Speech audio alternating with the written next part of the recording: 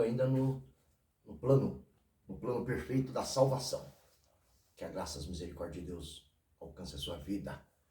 Seja abençoado em nome de Jesus, seja abençoado em nome de Jesus. É meu desejo, é minha vontade, é minha oração, já nesse início de vídeo. E eu quero te fazer uma pergunta e quero que você responda. Na verdade, essa pergunta é retórica.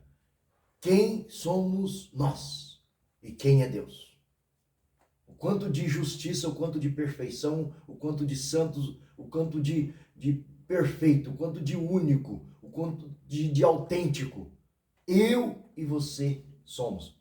E quanto Deus é tudo isso e ainda um pouco mais. Reflita comigo.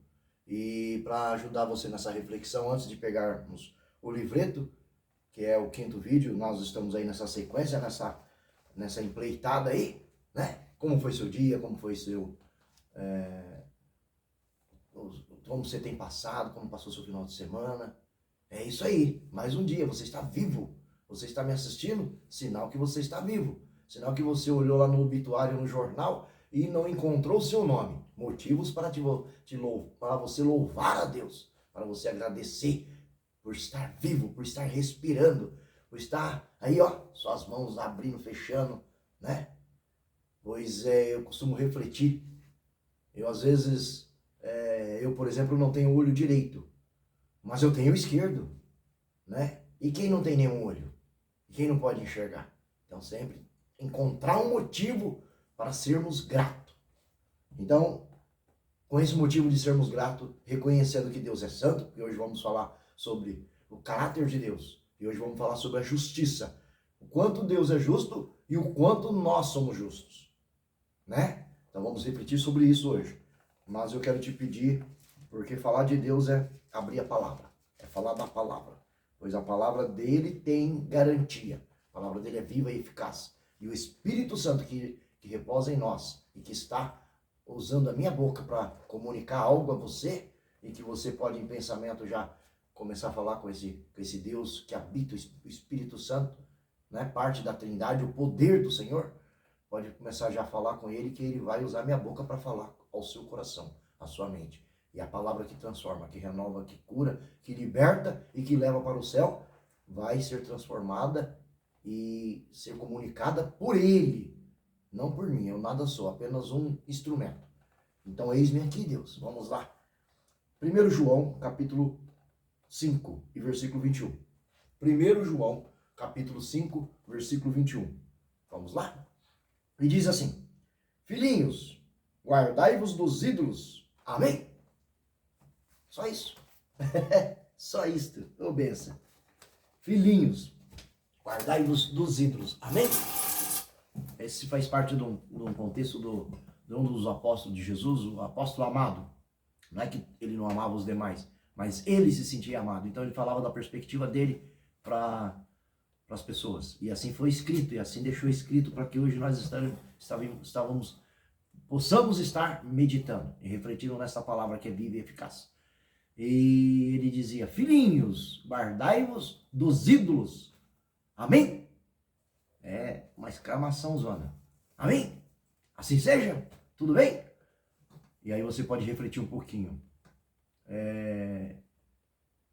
Idolatria é pecado diante de Deus. É abominável ao Senhor. Há um só Deus, há um só mediador e há um só Salvador. Deus, Yahvé, Yeshua e Jeová. O grande eu sou, Deus de Abraão, Isaac e Jacó, maravilhoso conselheiro, Deus forte para a eternidade, príncipe da paz, guia, intercessor, mediador.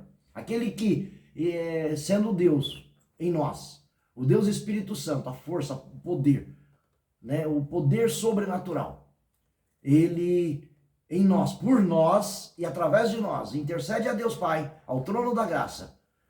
E como é que ele intercede? Ele conhece, porque ele é Deus onisciente, onipresente, transcendente, soberano total, né? Porque é esse Deus que habita os céus, a terra e em todo lugar e está dentro de nós.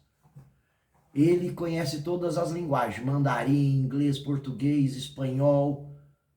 Ele conhece todos os dialetos, todas as línguas existentes no mundo.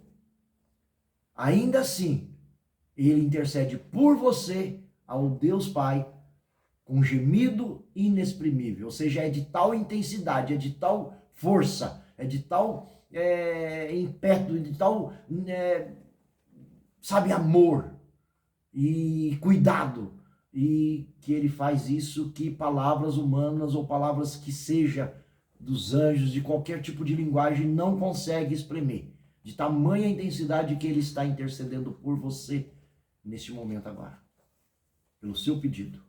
Mas você tem fé para receber? Porque Jesus fazia o milagre, a tua fé te salvou. A tua fé te libertou. A tua fé, a tua fé. Então só tem um jeito de acessar os seus milagres, a sua bênção, aquilo que você deseja, através da fé. E não é a fé no Flávio, ou qualquer que seja. Eleva meus olhos para os meus problemas. De onde me virá o meu socorro? O meu socorro vem do céu, do Senhor, que fez os céus e a terra. O grande Deus. O grande eu sou, o Deus de Abraão, Isaac e Jacó. O meu Deus, o seu Deus. Então vamos continuar aqui. Como tema hoje, Deus é justo. E nós? Guardai-vos dos ídolos. Amém? Então, somente a Deus, o soberano, devemos adorar, devemos nos prostrar. Somente Ele merece toda adoração, louvor, honra, hinos. Somente Ele merece a nossa fé, merece a nossa reverência, pois Ele é digno. Ele amou nós de tal maneira, e Ele enviou o teu Filho para morrer por nós. E o teu Filho, amor sacrificial, deu a própria vida no cruz do Calvário para nos redimir de volta para Deus, comprando a preço de sangue. Mas Ele vive, Ele ressuscitou ao terceiro dia e vive no céu para a eternidade. E vive dentro de você também, o Senhor Jesus. Então, esse é o amor, esse é o Deus que merece ser adorado. E muitas das vezes nós idolatramos coisas, pessoas, carro, casa, conta bancária, uma posição social, o eu posso idolatrar eu mesmo, idolatrar um corpo sarado, né? E nós somos passivos de idolatria. Vira e mexe e a gente é pego nessa situação. Por isso a palavra diz, vigiai e orai para que não caiai em tentação. Porque idolatria é pecado. E pecado afasta nós de Deus. E aí nós, longe de Deus, infelizmente estamos na ruína. Mas perto dele, somos mais que vencedores. E vamos lá. Deus é justo. A palavra justo nos fala da excelência moral de Deus. De acordo com a Bíblia, Deus é um ser absolutamente justo e age sempre de uma forma que é perfeitamente consistente com quem Ele é. Não há nada de errado ou incorreto na natureza de Deus ou em suas obras. Ele nunca será ou fará nada que justifique qualquer acusação de injustiça contra ele próprio.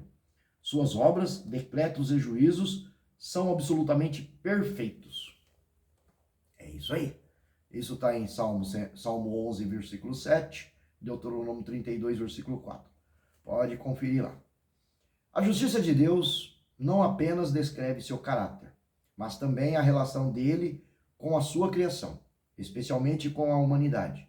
De acordo com a Bíblia, Deus revelou sua vontade a todos os povos através da sua criação, registrado em Romanos 1, versículo 20 ao 32, e também através de suas consciências, Romanos 2, 14 e 16. Eclesiastes diz que dentro de cada um de nós existe o desejo pela eternidade, que é o Espírito Santo, que é o Espírito que Deus colocou dentro de nós. Né? Antes mesmo de você receber o Espírito Santo, antes de você convidá-lo para morar na sua vida, morar em você, existe um vazio dentro de cada um de nós, que só Deus preenche, mais ninguém. Tá? Isso, o livro do pregador, Eclesiastes 3:11. Ele também revelou mais claramente por meio da sua palavra, que é a Bíblia, Salmo 19, versículo do 7 ao 11, e julgará cada pessoa de acordo com o padrão que tem sido revelado a eles. Virá um dia em que Deus julgará todos de acordo com o mais estrito padrões de justiça e equidade, recompensando o bem que é feito e castigando o mal. Lembra disso, todos nós um dia haveremos de comparecer diante do tribunal do Senhor. E eu quero te dizer que, por experiência, e creio que você já passou por essas experiências, o julgamento já acontece aqui. Boa parte do julgamento já acontece aqui. Então, aquilo que você planta, aquilo que você semeia, vem de retorno para você. Então, muito atento a esse caso. E se semear bem, semear, né? Diz um ditado popular, quem semeia vento, colhe tempestade. E é bem por aí. Mas o Senhor permanece no seu trono eternamente, trono que erigiu para o julgar. Ele mesmo julga o mundo com justiça, administra o povo com retidão. Salmos, capítulo 9, versículo do 7 ao 8. Porque Deus não há de trazer o juízo, porque Deus há de trazer a juízo todas as obras. Então, acabei de falar, o que você pratica, o que você faz. Ele há de trazer juízo. Até as que estão escondidas, aquilo que você faz escondido, que o pastor seu não vê, que a tua família não vê, que o teu filho não vê, que a tua esposa não vê, Deus está vendo. Ele é onisciente, onipresente e onipotente. Os ouvidos dele e os olhos deles estão sobre toda parte. Tá? Ninguém esconde de Deus. Salmo 139. Quer sejam boas, quer sejam más. Eclesiastes 12, 14 também diz. Também Provérbios 5, 21, 15 e o 3. E Hebreus 4, 13. Parando aqui um pouquinho, são versículos que você pode estar voltando o vídeo e depois examinando para poder ver a veracidade e a verdade. Eu gostaria de estar lendo todos eles, porém te peço perdão porque se fizermos assim o vídeo fica muito longo. Às vezes a maioria não assiste, né? Infelizmente. Mas tem conteúdo e é verdadeiro e você pode ir lá, por isso que eu quero que você volte o vídeo. E se está te fazendo bem e se Deus está falando com você, compartilha, curta, se inscreva e mande para mais pessoas, para que assim nós pratiquemos o ID do Senhor e que para que nós possamos também fazer parte do ministério do Senhor e evangelizar através, né, da palavra, através da palavra. Eu, o Senhor, esquadrinho o coração, eu provo o pensamento, e isto para dar a cada um segundo o seu proceder, segundo o fruto das suas ações. Isso está registrado em Jeremias 17, 10. Também em Hebreus, Nova Aliança 9 e 27. Ele esquadrinha rins e corações, mentes e pensamentos, cada um de nós. E de acordo com nossas ações, ele dá a retribuição. Lembra que eu falei que a questão da justiça de Deus já acontece aqui? Isso está registrado em Provérbios 5, 21, 15, 3, Hebreus 4, 13 e Eclesiastes 12, 14. Então, tudo que vamos fazendo, a retribuição, seja para o lado bom ou negativo, ou seja, semeia o bem, vai colher o bem pelo Senhor. Não é nem ninguém daqui não, por Deus. E o mal também, porque nada fica escondido aos olhos do soberano. Aqui eu já li, devemos sempre reconhecer que o julgamento de Deus sobre o homem não é injusto ou cruel, mas uma consequência de seu caráter justo e uma parte necessária do seu governo. Um Deus que se recusasse a julgar a maldade, não seria amoroso, bom ou justo. Uma criação onde a perversidade não fosse contida e julgada, logo se autodestruiria. Você já conheceu esse Deus? Te faço uma pergunta. Conheceu esse Deus? Já se rendeu a ele? Já reconheceu Jesus como o único Filho de Deus e disse, salva-me, eu aceito ao Senhor como meu Salvador? Se não fez, eis o momento, é fácil. Senhor Jesus, eu reconheço tu como o Filho de Deus e eu desejo que o teu Espírito more em mim. Pronto, você já é servo do Senhor, você já é serva do Senhor e a partir de agora a sua vida começa a ser mudada. Vamos lá. Uma coisa é falar de Deus, outra bem diferente é encontrar a sua glória na Bíblia. Uma coisa é falarmos de Deus, outra é meditar na palavra, é ler a palavra, é estar buscando ao Senhor todos os dias através da Bíblia. Quando Deus é um verdadeiro conhecido, toda a humanidade se torna como nada. O menor vislumbre de sua santidade nos humilha e ameaça nos desfazer. Mesmo em nossa condição original e imaculada, como Deus nos fez no princípio, éramos meras imagens e servos. E Ele era o Deus Todo-Poderoso. No entanto, desde então, caímos para uma condição muito rebaixada por causa dos nossos pecados contra Deus.